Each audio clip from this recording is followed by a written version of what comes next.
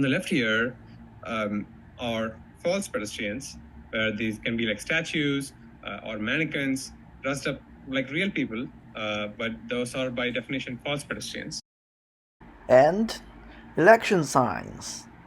Okay, if you're like me, you probably have already watched the Ashok's video about the difficulty of identifying the fake pedestrian versus real pedestrian by the Tesla vision approach.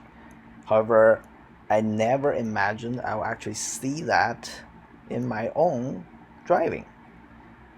And it's actually causing disengagement, like emergency alert. The first time I encountered this,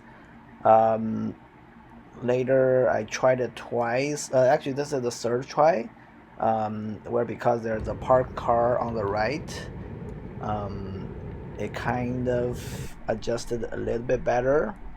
However, if you look really closely, you can still see for a split second it's recognizing this election sign, the half-sized human picture, as someone standing on the road, and FSD is trying to avoid this ghost person, and only in the last minute recognized it's okay, it's not real. But previously, in the previous two tries, it actually caused